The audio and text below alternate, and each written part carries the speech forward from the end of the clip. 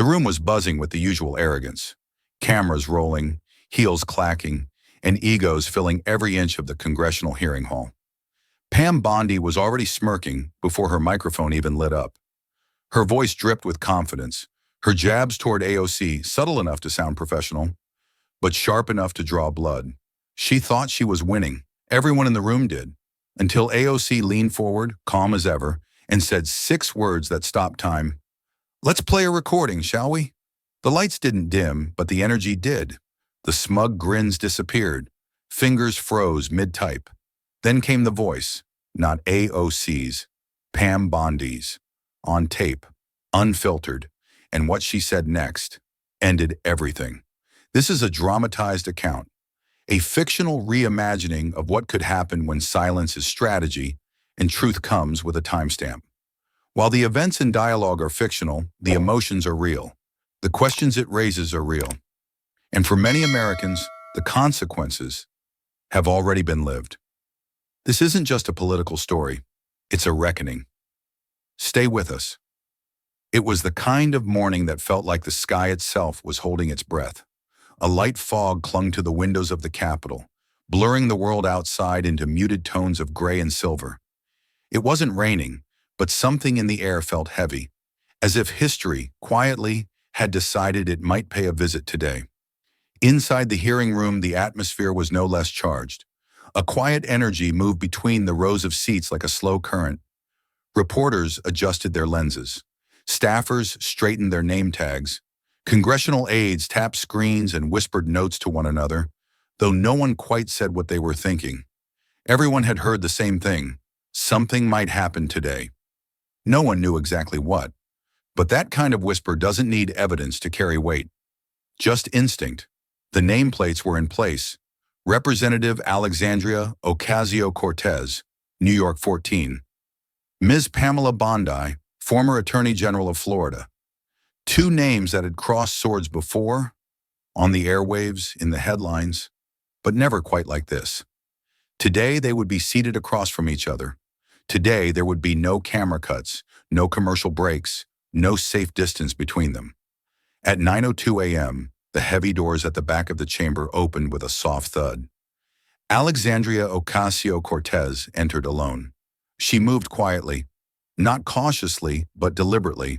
Her hair was tied back. Her jacket was simple, dark navy. No pins, no slogans, no fanfare. In her left hand, she carried a single manila folder. Slim, neat, almost too ordinary. She didn't wave to the cameras, didn't nod to colleagues. She just found her seat, placed the folder down, and folded her hands gently on top of it. Her expression was unreadable, but not cold, just focused, like someone who had memorized every beat of a plan and now only had to wait for the music to begin.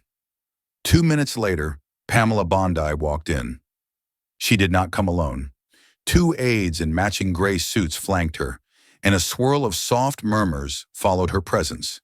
She wore a crimson blazer that seemed almost chosen to contrast with AOC's calm palette. Her earrings caught the light when she smiled, a practiced, polished kind of smile, and she offered it freely to the cameras already filming.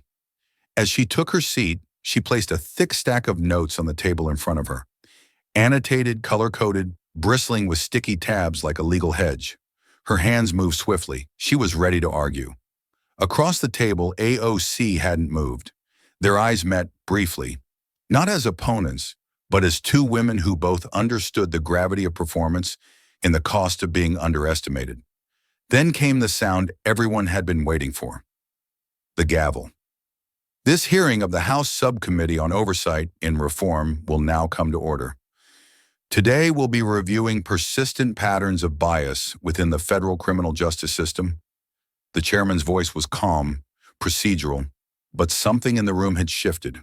A low, humming anticipation settled in, the kind that makes a person sit up straighter without realizing it. Something more than policy was in the air. Backstage, a young aide whispered, "I heard AOC has something." "Like what?" "Nobody knows, but she brought it in a folder, just that folder."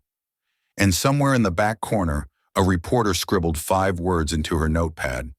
Not because she had confirmation, but because it felt true. This won't be a routine hearing. Not today. Pam Bondi had always been comfortable in front of a camera.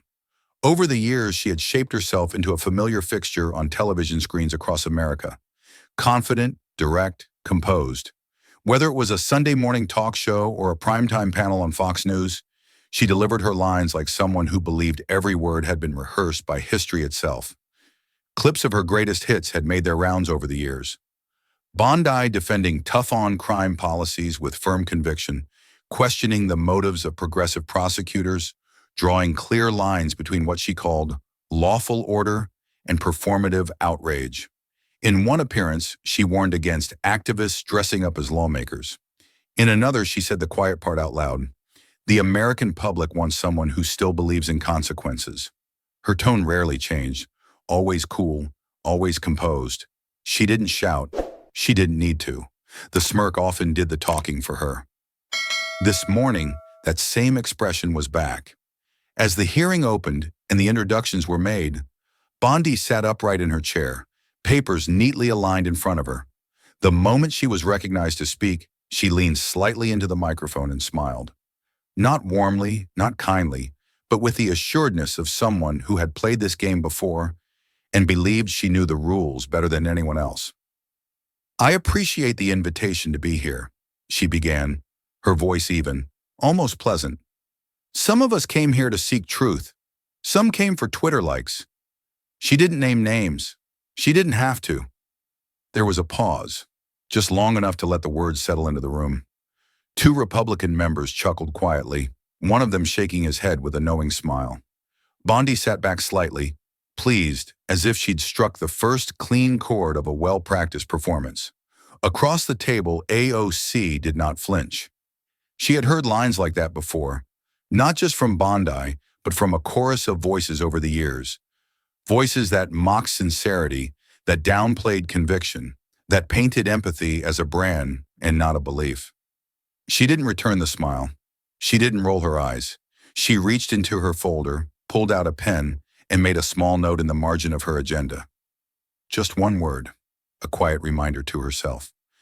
Bondi continued, now weaving through a litany of phrases that felt familiar to anyone who had followed her career. Rule of law, public safety, victims over politics. She spoke with the polished cadence of someone who had been on a stage too many times to fear the lights. For those watching closely, the imbalance was clear. Bondi was speaking to the room, to the cameras, to the transcripts, to the news cycle she knew would follow. AOC, meanwhile, was listening. There was a difference, not just in tone or in posture, but in purpose.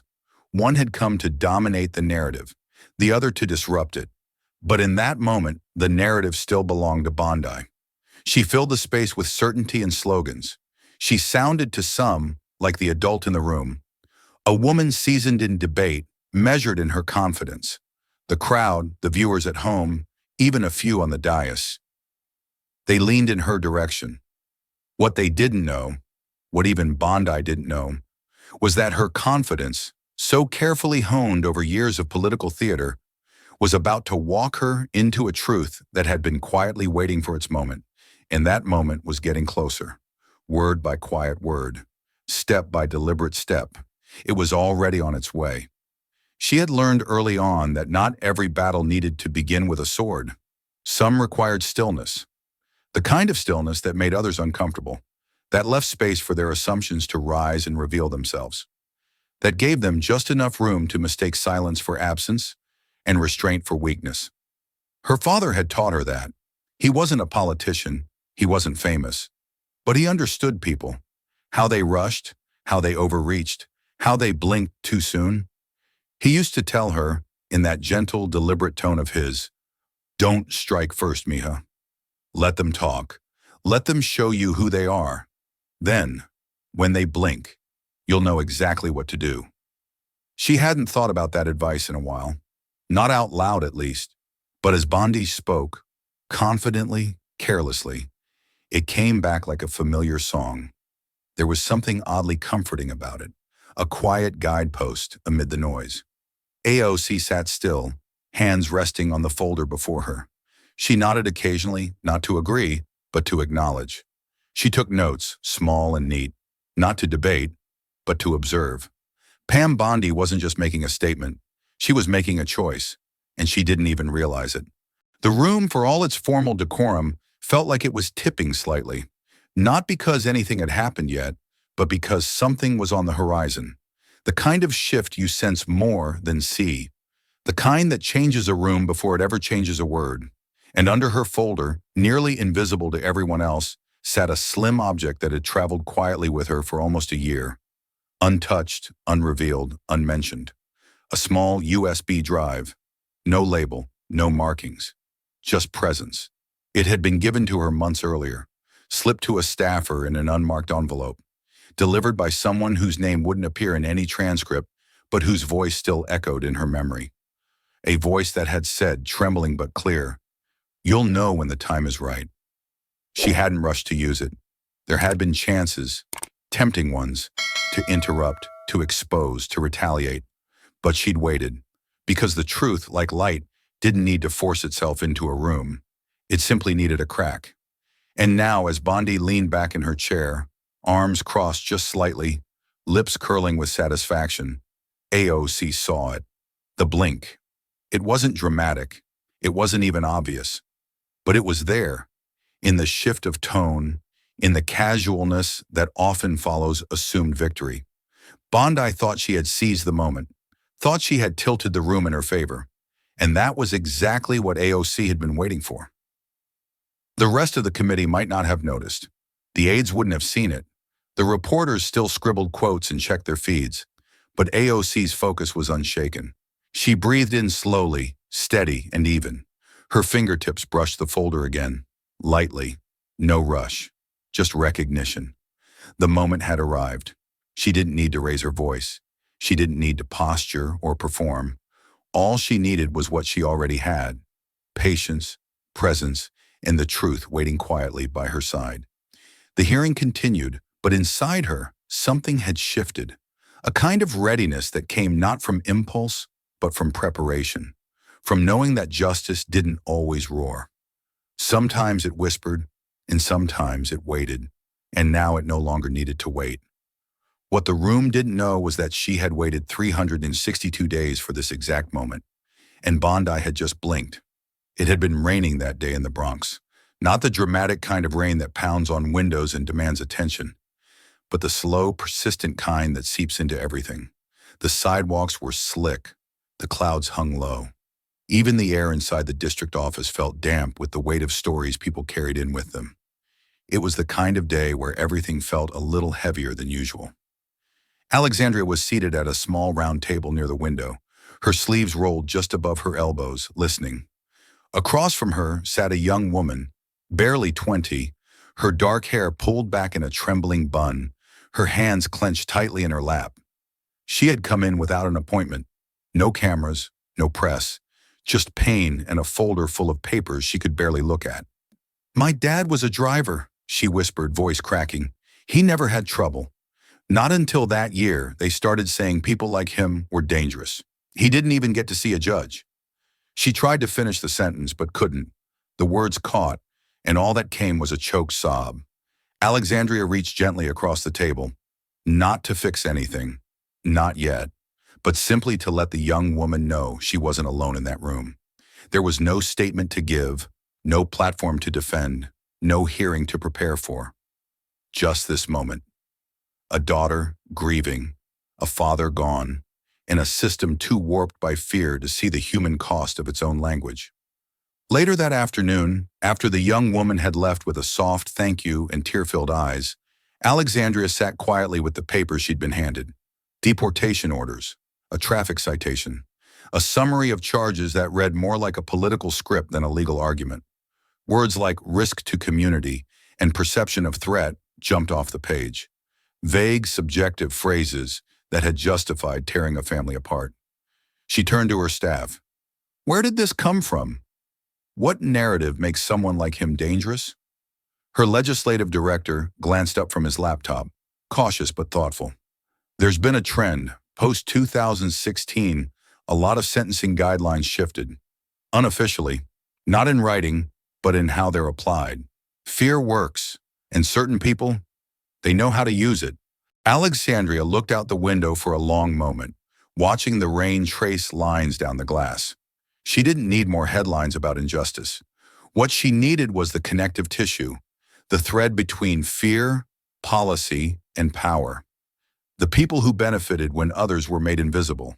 And then a voice spoke up from the end of the table. Her youngest staffer, quiet but sharp-eyed, flipped open his notebook. "You might want to look at Bondi's donor history," he said, almost too casually. The room fell silent for a breath. Bondi's name hadn't come up in weeks, but now it sat in the air, heavy with implication. She's been advising certain campaigns, dark money groups. The timing overlaps almost perfectly with the spike in prosecutorial discretion tied to border state funding. The language being used, it sounds coordinated. Alexandria didn't reply right away. She didn't have to. Something had shifted in her posture. Not anger, not alarm, but a quiet resolve. The kind that forms slowly, like pressure under the surface, waiting for its time. She picked up the folder again, and then another, and another. Her desk became a small mountain of untold stories. This wasn't just about one girl's father. This was about the deeper machinery, the way fear could be engineered, sold, funded. And if that was the case, then someone had to follow the money, all the way to the people who kept the machine running. And that was a promise she intended to keep. It started, as these things often do, with a phone call that no one expected, and no one could trace. It came late on a Tuesday afternoon, when the office was beginning to quiet. The emails had slowed. The fluorescent lights above the policy desk buzzed softly, and the last of the interns were packing their bags. AOC's chief of staff, Luis, had just poured his second cup of lukewarm tea when his personal phone buzzed. Not his office line, not even his government-issued mobile. The personal one he rarely gave out. He picked it up, frowning. No name, just a number with no origin. The voice on the other end was low, rushed, and unmistakably anxious. A woman. "I used to work for her," she said. "I can't say more on this line, but there are things you need to hear. I don't want money. I just want someone to do the right thing." Luis didn't interrupt. He just nodded into the silence and asked quietly, "Where?" That Friday, in a quiet corner of a library just outside D.C., Luis arrived alone. The woman was already there. Early 30s maybe. Well-dressed but careful. No makeup, no jewelry. She looked over her shoulder twice before she spoke. She didn't offer her name. She simply said, "I used to be part of Bondi's communications team. I helped with media briefings, memos, a few strategy sessions. I wrote the things they needed clean language for." She reached into her coat and pulled out a small flash drive, pressing it into his palm like something hot. "This was never supposed to leave the room, but I kept it. I don't know why. Maybe I do. Maybe I got tired of helping people lie better." Luis didn't ask how she got it. He didn't ask if she'd broken any laws. He just asked, "What's on it?" Her voice dropped to a whisper. "A donor meeting, closed door, midterms, Florida, Bondi, talking freely, talking about what actually works, who the real target audience is, and how fear sells." Later that evening, when the office was empty and the hall outside was dark, Luis played the file on an offline laptop with a set of worn headphones. He listened twice. Then he walked it into Alexandria's office without a word and handed it over. She didn't ask any questions right away. She simply motioned for the door to close and press play. The recording was clear, voices around a long table, laughter, clinking glasses, a speech that hadn't been meant for anyone outside the room. Bondi's voice cut through, polished, relaxed, unguarded. "It doesn't even matter if it's accurate. Immigrant crime sells. Fear works. It always has. The numbers aren't the point. The emotion is." The pause that followed felt long. Luis couldn't read her face. She sat very still, eyes focused not on the screen, but on some point far beyond it. When the audio finished, she didn't replay it. She didn't ask what they should do with it. She closed the laptop slowly, placed the drive back into its sleeve, and held it for a moment between her fingers. Then she said calmly, as if noting the weather, "Store this." We wait. Luis nodded. He didn't need more explanation, because he understood what she meant. This wasn't about exposure. Not yet. This wasn't about rage or headlines or rushing to confront. It was about timing, about choosing not just the day to speak, but the silence before it. And so the file was stored, secure, encrypted, out of sight, but not forgotten, because some truths don't shout, they wait. She had never been afraid of speaking. If anything, her rise to national attention had been fueled by the very things she said, words that resonated, challenged, stirred. But after she listened to that recording, after she heard Pam Bondi's voice laid bare in a room not meant for public ears, something shifted. Not in her beliefs, not in her fire, but in her timing. Instead of reacting, she paused. And in that pause, a new kind of discipline took shape.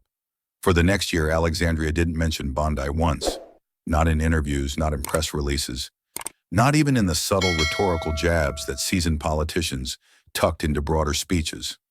Her silence wasn't retreat. It was preparation. It was the quiet space where strategy had room to breathe. She kept working. Behind the scenes, she introduced small but deliberate reforms, adjustments to community funding, mechanisms, language shifts in draft legislation, quiet memos on prosecutorial equity. Nothing that would make headlines, nothing that would point fingers. But each step laid a brick in the kind of foundation most people never saw being built. The press noticed the change, of course. Some called it maturity. Others said she had lost her edge. There were think pieces and roundtable discussions. Where is the firebrand now?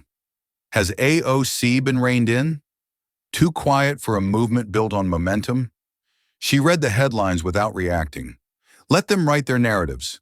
Let them speculate. Her silence wasn't for them. It was for the moment that hadn't come yet. In the meantime, she observed. She paid attention to every public comment Bondi made, every interview, every op-ed where the former Attorney General sharpened her stance on immigration and criminal justice. Bondi, for her part, seemed emboldened by the vacuum. Without public pushback, she grew more confident, more careless. Her language hardened, her tone sharpened. She'd begun to believe the stage belonged entirely to her. That was the thing about power. It wasn't always taken. Sometimes it was offered quietly, through arrogance. Alexandria had watched it happen before. People who mistook the absence of confrontation for absence of preparation, who believed that because their words hadn't been challenged, they must have won. But silence wasn't surrender. It was strategy. It wasn't easy. There were moments she wanted to speak, especially when the stories came pouring into her office. Families torn apart, men sentenced without clarity, children growing up with fear stitched into their daily lives. But she held steady, not because she didn't care, but because she cared enough to wait for the moment when words wouldn't just echo, they would land. And so the months passed, one by one. The recording remained locked away, secured but never forgotten. Every day it stayed in the dark, the case against Bondi sharpened, until the truth itself became undeniable, ready to be shown rather than shouted. Now seated in the hearing room, her fingers rested lightly on the folder before her. The room buzzed around her with the usual tension of politics in motion. Sound bites rehearsed, papers shuffled, glances exchanged like coded messages. But Alexandria sat still. She had waited long enough, because what the headlines hadn't known, what the public hadn't seen, was that her silence had never been empty. It had been filled with stories, with strategy, with names that deserved better. And Bondi, comfortable in the sound of her own certainty, had walked right into the light. And today was that day. Pam Bondi knew exactly how to frame a sentence to make it sound reasonable, even when it cut. She didn't raise her voice. She didn't wave her hands. Her power wasn't in volume. It was in suggestion, the kind that came wrapped in politeness, sugar-coated but pointed. She began slowly with what sounded like appreciation, a nod to the committee, a note of respect for the passion of her fellow speakers, a few practiced phrases about shared goals, safety, fairness, truth. But the warmth faded quickly, like the last light before a storm. Too often, she said, we confuse visibility with virtue. We assume the most photographed are the most principled, And that performative outrage is the same as real public service. She paused not to collect her thoughts, but to let the room absorb the shape of her words. She didn't name Alexandria directly. She didn't have to.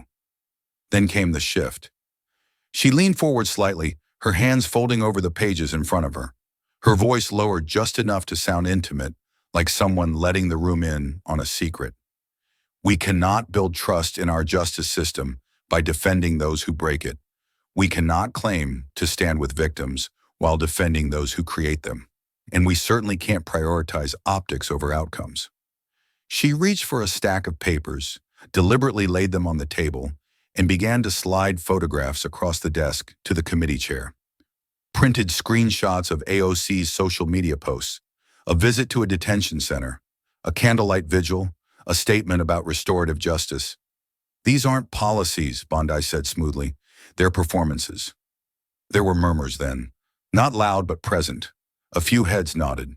One Republican member leaned over to another and whispered, a little too audibly, "She's cornered her." Across the room, AOC remained still. Her pen rested on a blank notepad.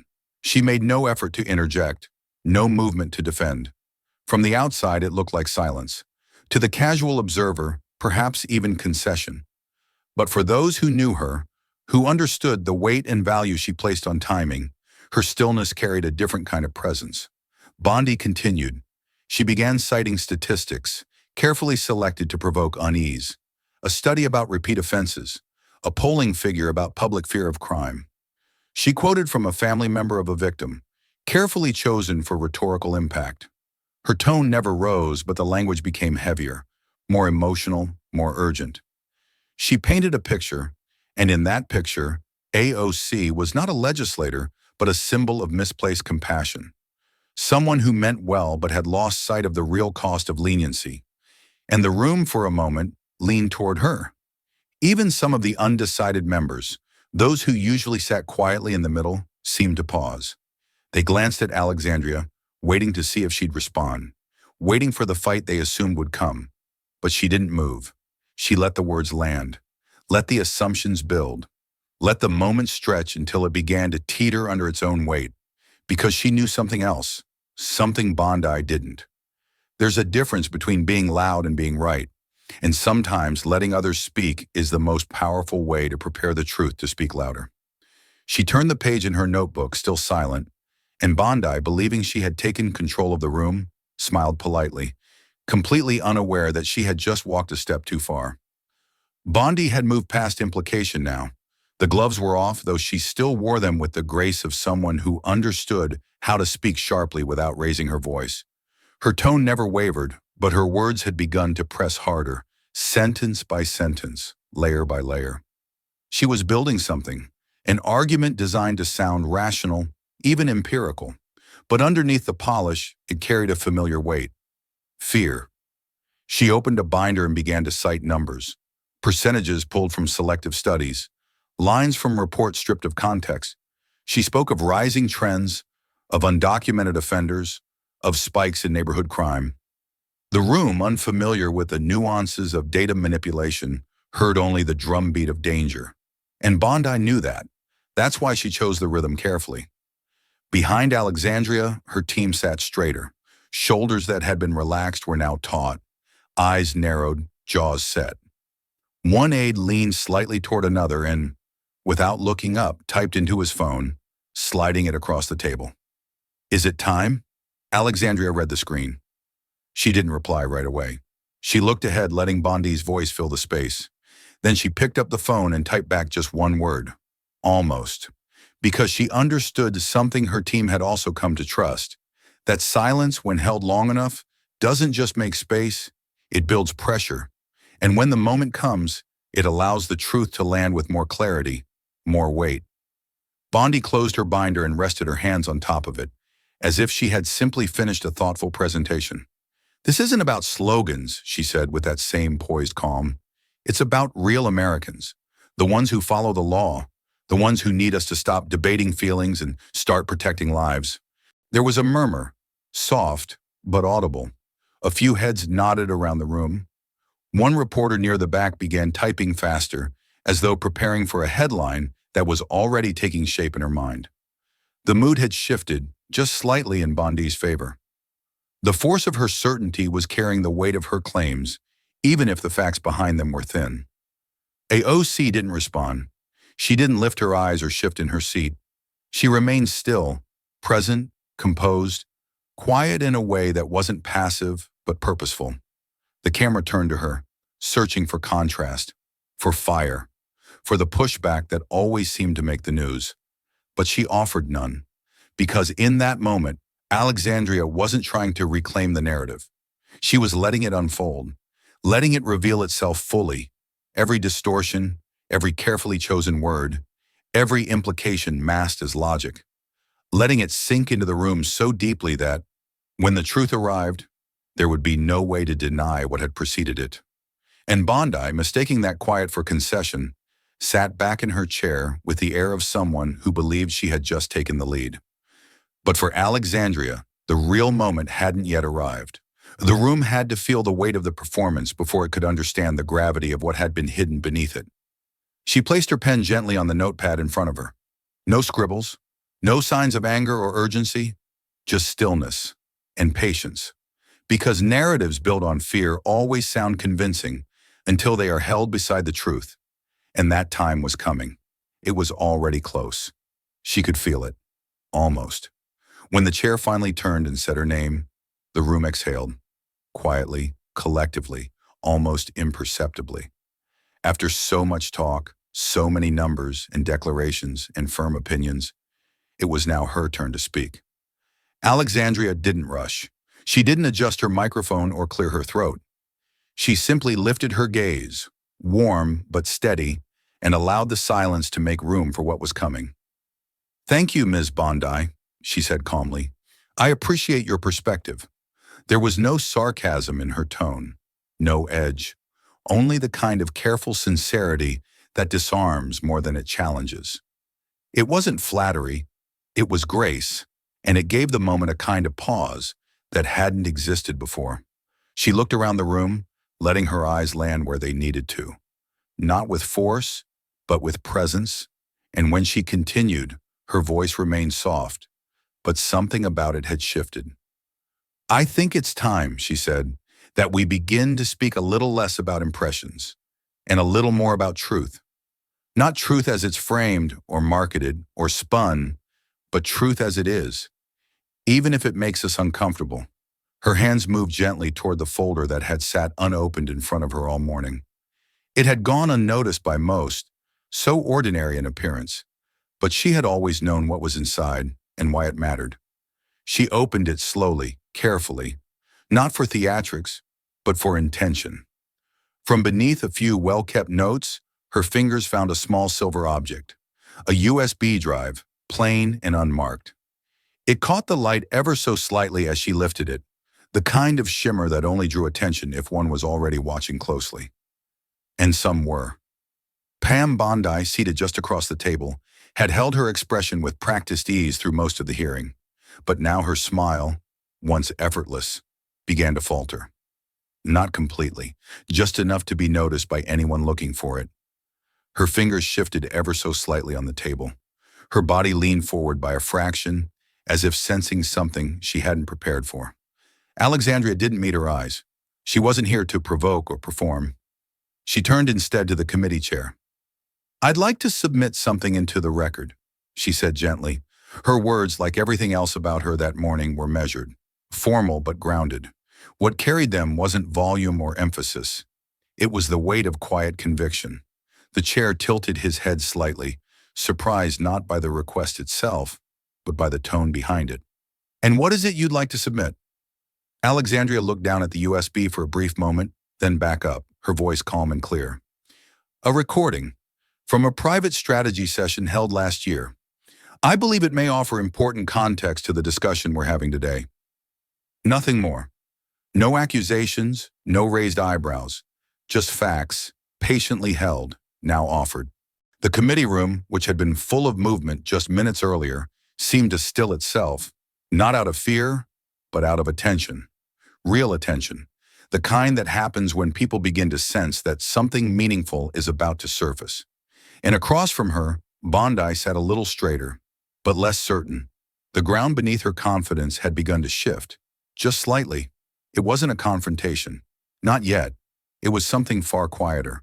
A stillness that asked, what happens when the truth is no longer delayed, but gently placed in front of everyone, without urgency or anger? Just readiness?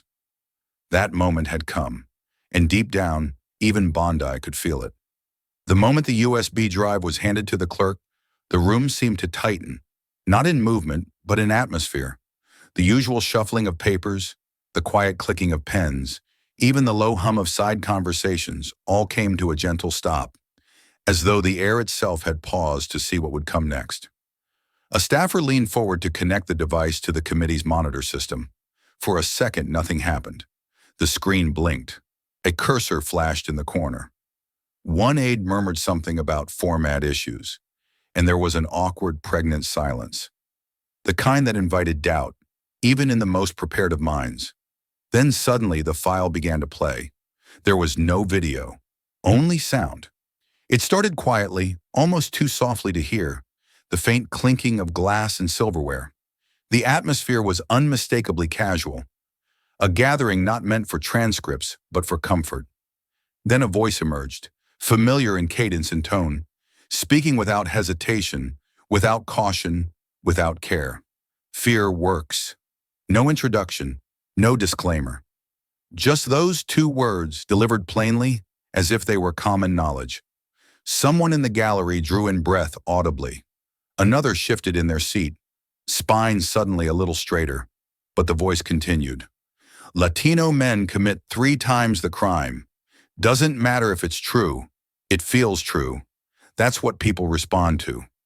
A stillness settled across the room, not out of reverence but disbelief. Heads turned, not toward AOC, but toward Bondi, whose face had lost its color by degrees. Her lips were slightly parted, as though forming a response she hadn't yet chosen. Her hands were still, pressed firmly to the table, as if grounding herself. The recording pressed on. It's not lying, it's strategy. You want to win in Florida? You give them something to be afraid of. It doesn't have to hold up in court, it just has to land in the gut. And just like that, the room broke open. Phones came out, not discreetly but openly. Reporters fumbled for record buttons, their expressions caught somewhere between professional neutrality and personal shock. Even a few congressional aides, those trained in stoicism, couldn't help but exchange glances that said what their mouths could not. Did she really say that? Pam Bondi cleared her throat.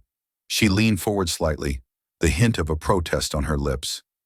I think... But the chair, who had remained mostly quiet until now, raised a hand. He didn't raise his voice. He didn't need to. Ms. Bondi, please, let the witness finish. There was no shouting, no banging on tables, but something undeniable had entered the space. A kind of moral clarity that didn't come from argument, but from exposure. The words weren't filtered through headlines or political spin. They were hers, unedited, and now they were on record. Alexandria didn't speak. She didn't look triumphant or angry. She simply sat, her hands folded, eyes lowered, as if listening not just to the audio, but to the room itself, to the quiet turning of minds, the reweighing of assumptions, the shifting of ground beneath everyone's feet. She had waited for this moment, not for spectacle, but for recognition. Not for the cameras, but for the truth to speak in its own voice. The very one that had believed no one was listening. And now everyone was. There was always a moment, right after a truth is spoken aloud, where the room doesn't know how to react. It's too soon for commentary, too raw for applause.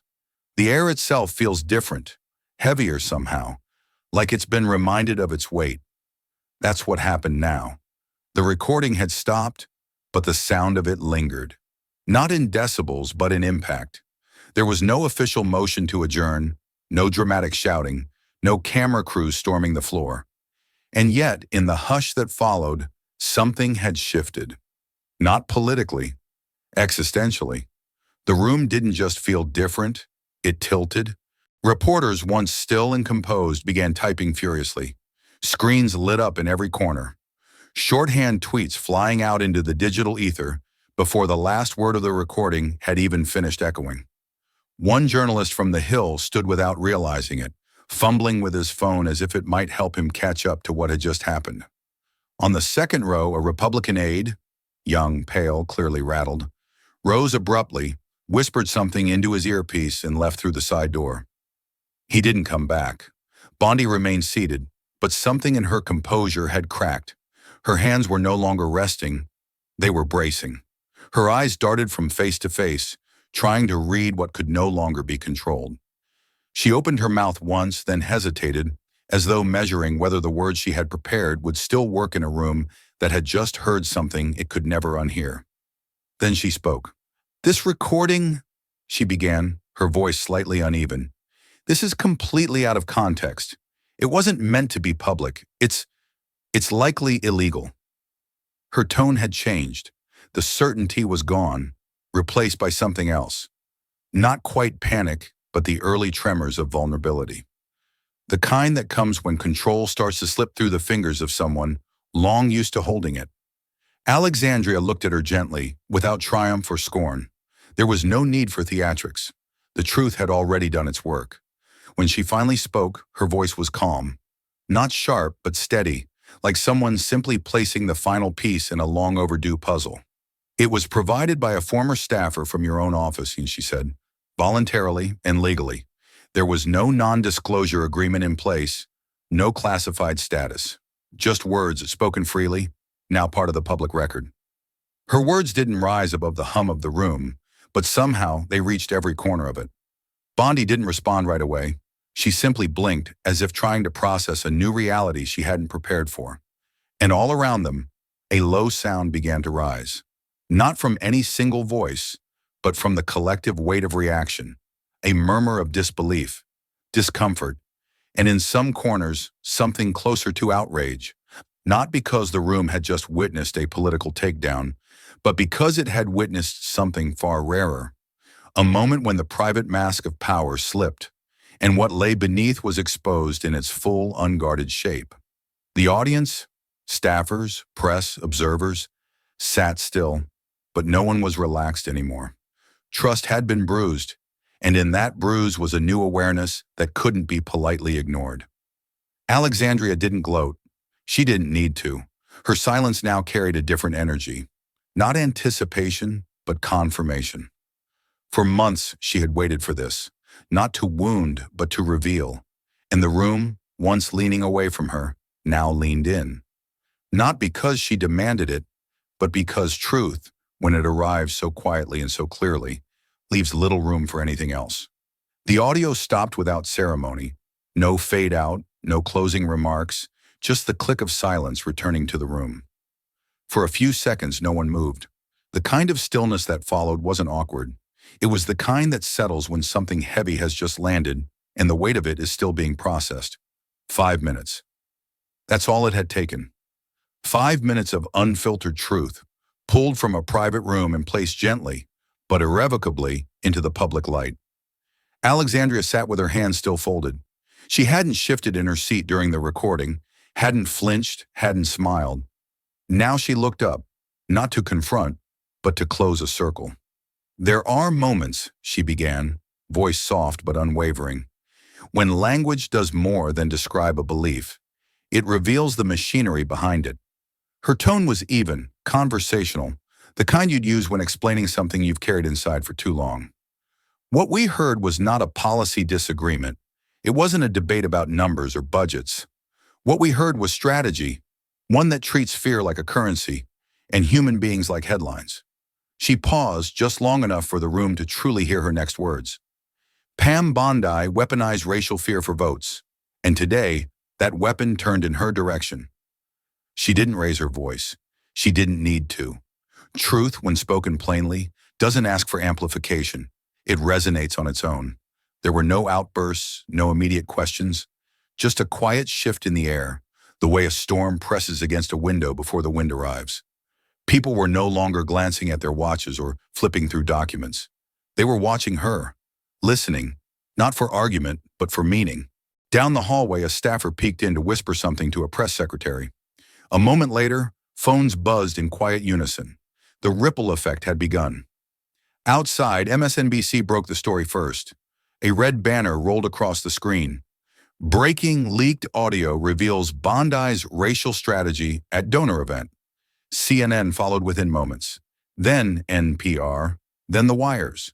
Reporters who had been sitting in the hearing room were now dictating live quotes into their phones while emailing their editors with subject lines that read only, "Played tape, confirmed content, immediate." In the hallway, Bondi's communications director was already motioning to aides. A laptop slammed shut. Someone made a call while walking briskly toward the elevator. Her team wasn't regrouping. They were retreating. Back inside, Bondi remained in her seat, though her presence had changed. Her confidence no longer filled the space around her. Now she looked smaller, contained within a quiet she hadn't chosen. She hadn't spoken since the recording ended, not because she didn't have the words, but because she knew none of them could undo what had just been heard. Alexandria didn't look at her directly, not out of avoidance, but out of respect for the magnitude of what had unfolded. This was never about humiliation. It was about accountability, and that distinction mattered more than any soundbite could capture. She reached for her folder, placed the USB back inside, and closed it with a careful hand. Her movements were unhurried, almost gentle. It had taken her a year to carry this moment to its full shape. She wasn't going to rush the last few seconds of it. As the chair called for a brief recess, members began to rise slowly, still measuring their reactions. Conversations remained hushed. No one dared speak too soon. 5 minutes of audio, 1 year of preparation. And now the weather in Washington had changed. Not loud, not explosive, but unmistakably. The storm had landed, and it had a name. The committee had not officially adjourned, but the room was already emptying in waves, quietly, uneasily, like people walking out of a building that had just been struck by lightning. No one wanted to be the first to speak too loudly. Something significant had just occurred, and everyone understood that rushing to react might cheapen its weight. Pam Bondi didn't wait. She gathered her papers quickly, more out of instinct than strategy. Her staff formed around her like a protective circle, guiding her toward a side door usually reserved for staff and witnesses who requested discretion. There was no press conference, no closing remarks. Just a quiet, hasty retreat. As she stepped through the door, a cluster of reporters spotted her and surged toward the hallway. Cameras lifted, microphones extended. A string of questions followed her like shadows. "Do you deny it was your voice? Was this a campaign tactic? Are you stepping down from your advisory role?" But she didn't stop. She kept walking, lips pressed together, gaze fixed forward, as though to acknowledge the moment would somehow make it more real. Outside, the hallway had filled with murmurs and movement. Staffers whispered in doorways, interns scrolled through their phones in disbelief, and reporters began to string together headlines on the fly. The energy had shifted, not just from the room, but from the building itself. Alexandria stepped out of the hearing chamber with none of the rush that followed Bondi.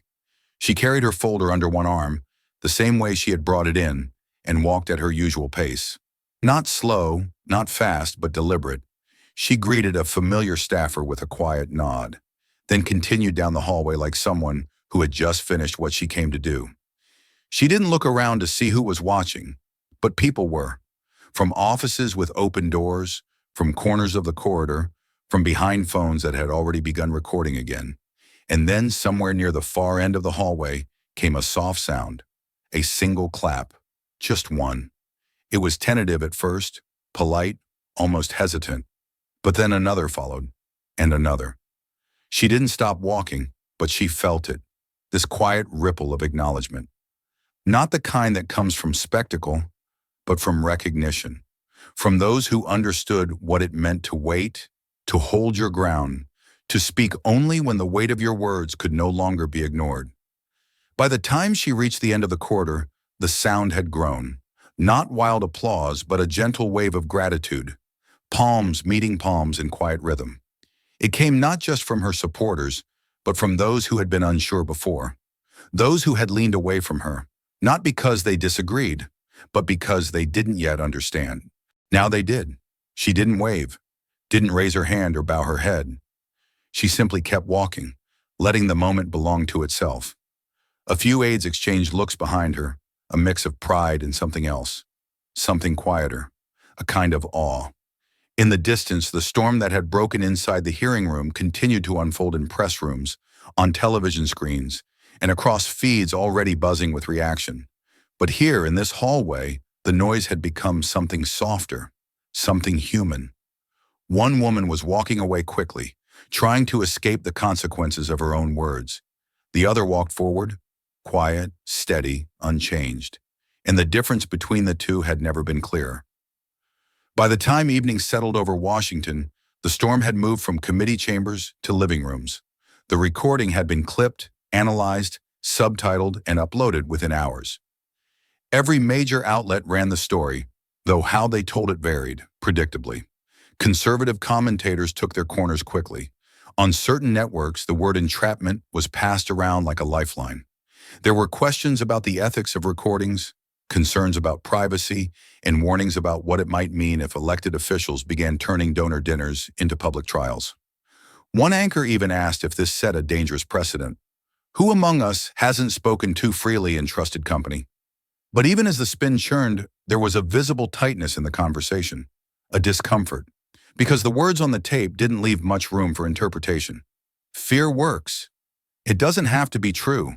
It's strategy. These weren't slips of the tongue. They were choices said aloud in a room full of donors, not detractors. And now they were part of the national record. On other channels, the reaction was raw. Most anchors didn't hide their surprise. Some paused between sentences, blinking harder than usual, as if waiting for clarification that never came. Legal analysts called in late, reviewing the language, the implications, the fallout. This isn't just a PR crisis, one former U.S. attorney said quietly during a late-night panel. This is the kind of statement that ends careers, because it doesn't just insult a community. It reveals intentional manipulation of the public trust. And that's very hard to walk back. The words traveled quickly. But while pundits debated and the internet argued in headlines and hashtags, something quieter was happening in homes across the country, especially in those homes where the news didn't feel distant, but deeply personal. In a modest apartment in the South Bronx, a woman sat curled on her couch, holding a blanket across her lap, though the room wasn't cold. Her television was turned slightly toward the kitchen, where a pot of rice still steamed on the stove, untouched. She wasn't watching for political drama. She was watching because, somehow, this moment had always belonged to her. It had been over a year since she stepped into Alexandria's office without an appointment. Over a year since her voice had cracked, trying to explain what happened to her husband. Since she'd handed over that envelope with trembling hands, uncertain if it would matter to anyone at all.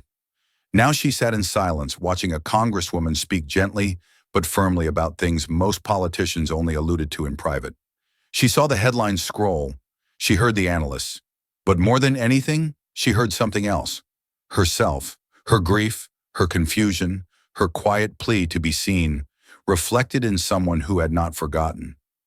Her hand moved to her mouth as the final clip of the hearing replayed. Alexandria's voice, calm and clear. Pam Bondi weaponized racial fear for votes. The woman closed her eyes, not because she was tired, but because emotion was rising too fast to manage with eyes open. A single tear slipped down her cheek and landed on her wrist, still wrapped in the blanket. In that moment, she didn't feel triumphant. She didn't feel vindicated. She felt heard. It wasn't justice, not fully, not yet, but it was something. A crack in the wall. A moment in daylight. A reminder that even when the system feels too big to move, there are people inside it still willing to listen, still willing to act. And for her, that was enough, for now. The building had quieted, not just the hearing rooms and hallways, but even the parts of Capitol Hill that always seemed to buzz long after the cameras stopped rolling. Most of the lights had been dimmed. Most of the voices had gone home, but Alexandria was still at her desk. Her office door was open, though no one had passed through in a while. The only sound came from the low hum of her laptop and the occasional soft clink of her spoon against a mug of chamomile tea that had long since gone cold. She sat with her shoulders relaxed, not in exhaustion, but in that deep kind of stillness that comes only after a long-held breath has finally been released. The folder with the now famous USB was closed on the corner of her desk, no longer the center of attention, just a small object surrounded by documents, notes, and yellow post-its marked in her own neat handwriting. A soft knock broke the quiet. Luis stepped just past the threshold, not wanting to intrude but unable to leave without saying something. He leaned on the doorframe, arms crossed, gaze a little unsure, a little proud. "You did it," he said. She didn't look up right away. Instead, she stared at the screen in front of her. Half a page of drafted policy, blinking cursor, a title line that wasn't quite right yet. Then she smiled, small and tired, but genuine. "It wasn't for me," she said gently. "It was for every kid who's been taught they don't belong. Every parent who's scared and still shows up anyway. Every name that didn't make it into a headline, but should have." Luis nodded, then stayed quiet. There was nothing to add, not really. She wasn't speaking for applause. After a few more seconds, he gave her a small wave, and she gave him one back. He left the doorway the way he had come, respectfully, quietly, as if leaving a sacred space. Alone again, she leaned back in her chair and looked at the ceiling. She let herself breathe, not because the fight was over, but because this part, this moment, the one she had carried for so long, had reached its end, or at least its purpose. She thought about the young woman in the Bronx, the envelope of papers, the way her voice had cracked under the weight of loss. She thought about the staffer who'd made the recording, whose voice trembled not with fear, but with clarity. She thought about the people who would never know her name, but would know, somehow, that something had shifted. And she thought about how easily that tape could have been used for something else. A press stunt, a quick win, a fleeting headline. But she had waited, not to hurt someone, to show something, to reveal, not destroy. Because when strategy becomes the purpose instead of the tool, something is always lost. The cursor on her laptop blinked again, waiting. She leaned forward, fingers poised gently over the keys, then began typing. A new proposal, a draft of a bill that had been forming in her mind even before the hearing. Focused on donor transparency, on the boundaries of private influence in public governance, on drawing a line between what people feel and what people deserve. She didn't type quickly. She didn't need to. The work wasn't about speed. It was about care. It always had been. Outside, the city moved on. Cars in the distance, late meetings being wrapped, a nation already debating what came next. But inside that small, quiet office, a woman kept working, not to celebrate, not to defend, just to begin again. Because the truth had been spoken. And now the real work, the quiet, steady, necessary work, would continue. And for her, that was enough. In Washington, scandal moves quickly, but consequence often travels slower, like a ripple that begins quietly before touching every shore. What had started as 5 minutes of recorded truth in a committee room was now expanding far beyond the marble halls of Congress. By the next morning, Pam Bondi's name was no longer simply part of the news cycle. It had become the headline. Her usual seat on the Fox News contributor panel sat empty. No on-air statement had been made, just a brief update posted to the network's press page. Ms. Bondi is no longer under contract. No thank you, no farewell segment, no montage of commentary clips. She was gone, and the silence said more than any press release could. Behind closed doors, an ethics complaint had already been filed. A small group of congressional staffers, some who had remained quiet for months, had begun combing through donor records, public filings, past interviews. There was nothing dramatic about it, no spectacle. Just quiet folders being opened and questions being asked. Some things in Washington unravel loudly. Others begin with paper, not protest. Bondi herself had said nothing publicly. She hadn't tweeted, no press conference, no appearance at the Friday morning policy breakfast where she'd once been a regular face. Her name, once repeated across radio and television with routine deference, was now spoken only in murmurs. What's she going to do? Is she lawyering up? Do you think she knew it was being recorded? But not everyone was whispering. 3 GOP members who had once stood beside her, figuratively and literally, quietly changed direction. One declined to appear with her at a scheduled panel. Another removed her name from the list of campaign endorsers on his website. The third, when pressed by a journalist, simply said, "I'm not here to comment on other people's choices," and walked away. No formal statements were made, of course. That wasn't how distance worked in D.C. It was never about bold declarations. It was about absence. Absence from quotes. Absence from defense. Absence from proximity. And Bondi was suddenly very alone. Meanwhile, the quote that had closed the hearing, the one Alexandria had spoken softly, more to the room than to the cameras, had begun to take on a life of its own. Justice doesn't shout, it records. Within hours, it appeared on signs held by college students outside the Capitol. A small but determined activist group had printed the line in white block letters on navy blue banners. They stood quietly across from Bondi's former workplace, saying nothing, holding their signs like mirrors. It spread further, shared on social media, reposted by educators, by lawyers, by former public defenders who knew too well what it meant to watch fear become political currency. Even a clergy leader quoted it in a Sunday sermon, speaking not about politics, but about the responsibility to witness injustice and not flinch. Alexandria never claimed the phrase. She didn't tweet it. She didn't sell it. It wasn't meant to be a slogan. It had been a reflection, one she had spoken with care, unaware it would travel far beyond the walls of that hearing room. And yet it had. She was back at work, of course. By the time the quote began appearing on protest signs, she was already in a policy meeting, drafting language for a bill on judicial transparency. She hadn't stopped to read the headlines. Her staff had gently updated her on the ripple effects, but she didn't linger in them. That was never the goal.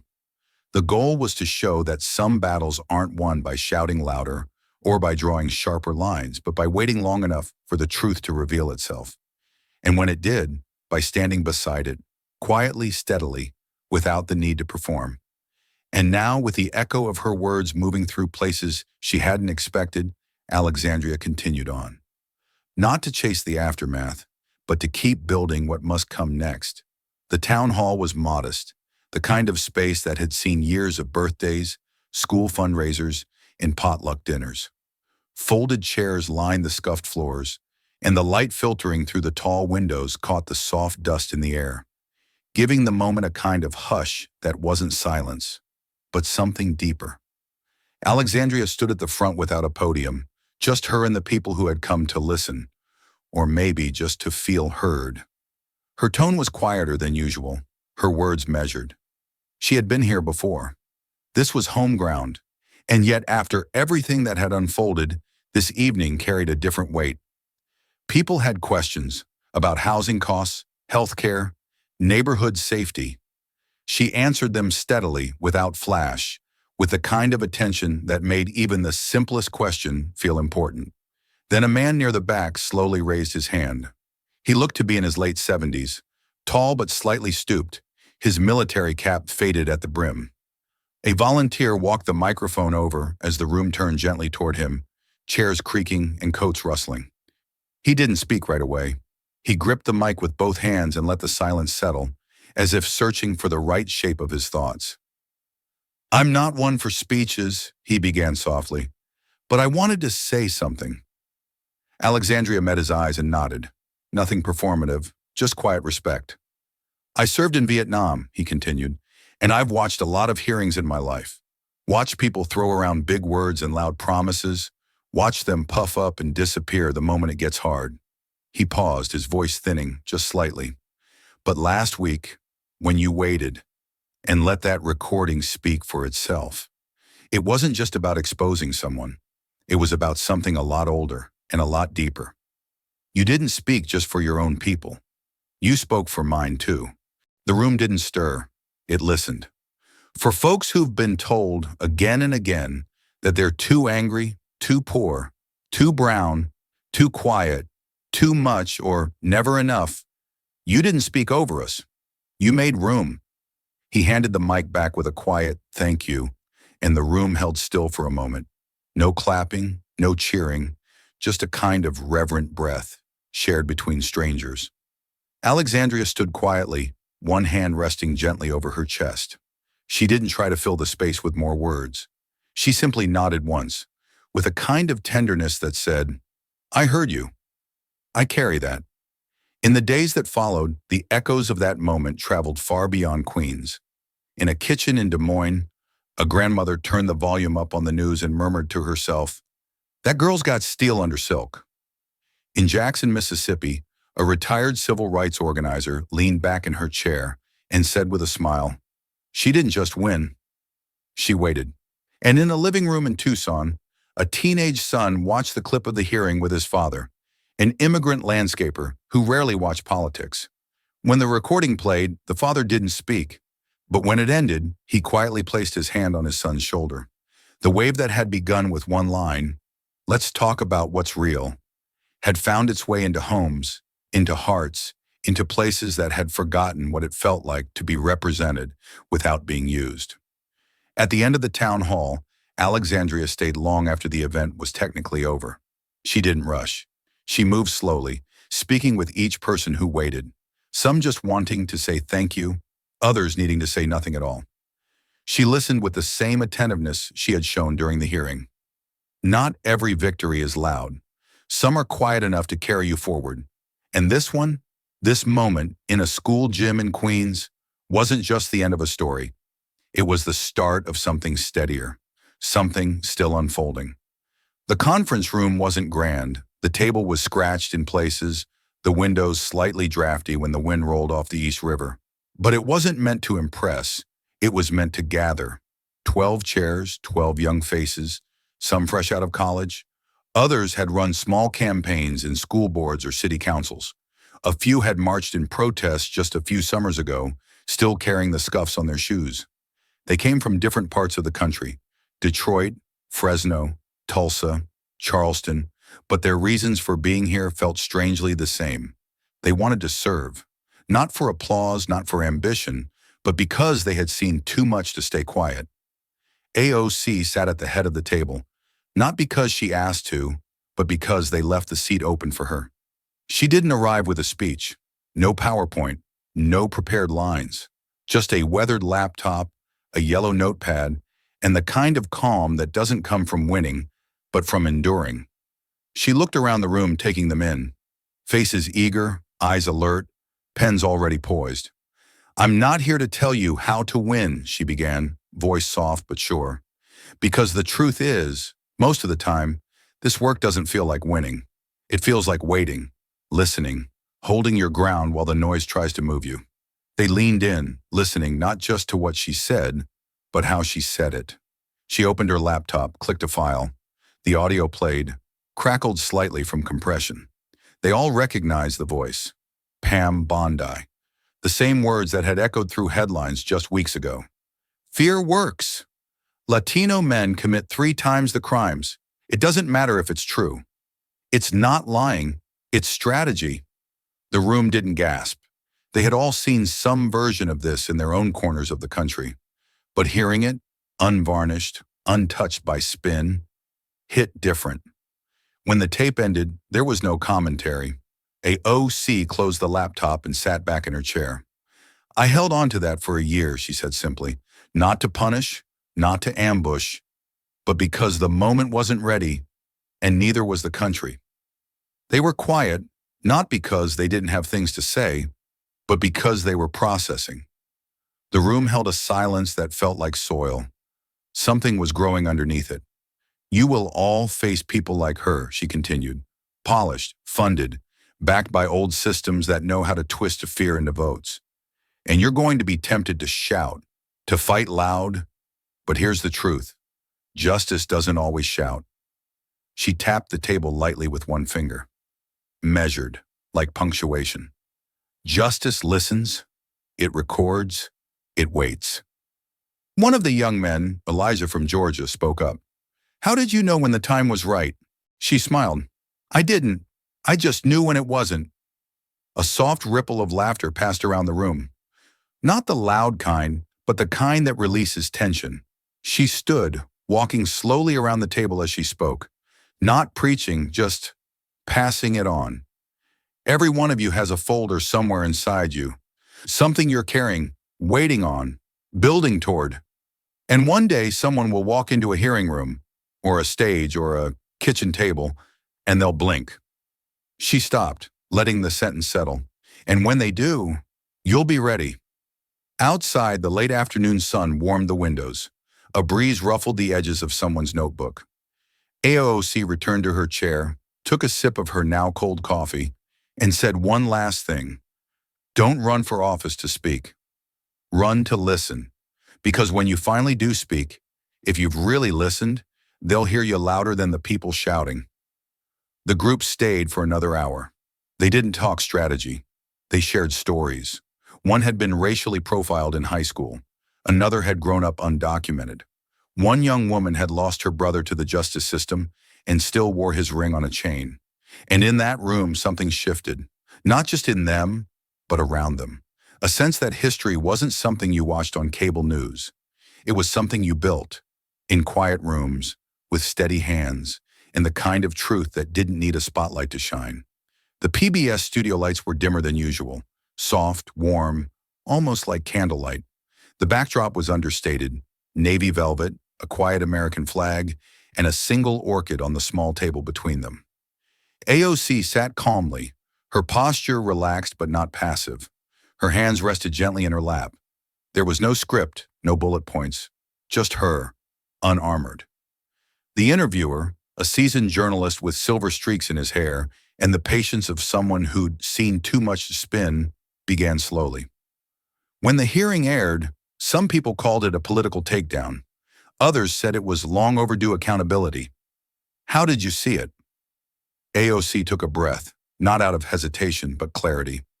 I heard those words too, she said softly. But to me, it wasn't about bringing someone down. It was about lifting something up, the truth. And sometimes truth takes the long road.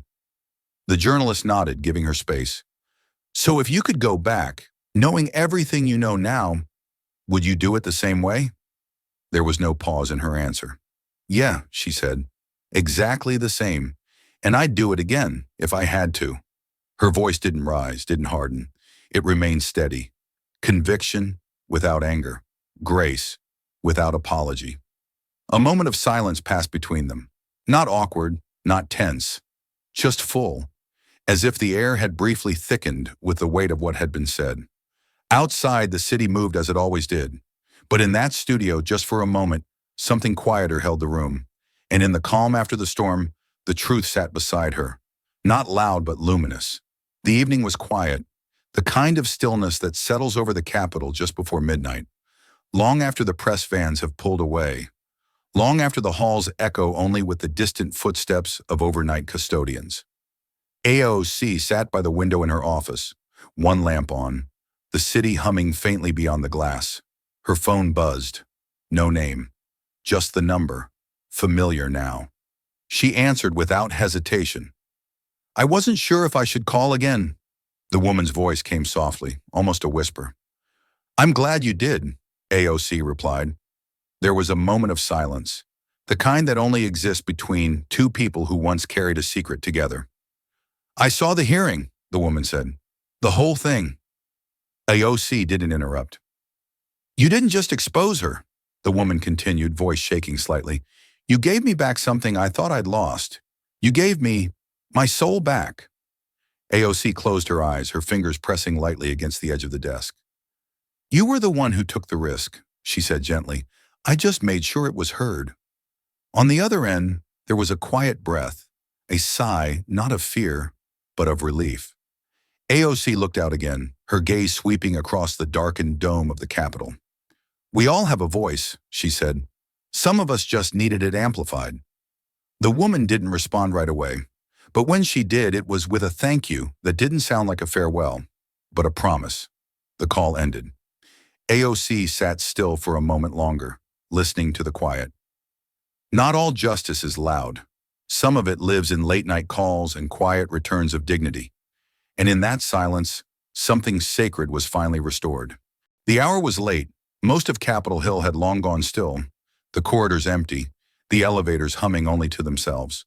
But inside her office, a single desk lamp stayed on. AOC sat quietly, papers set aside, the noise of the day finally at rest.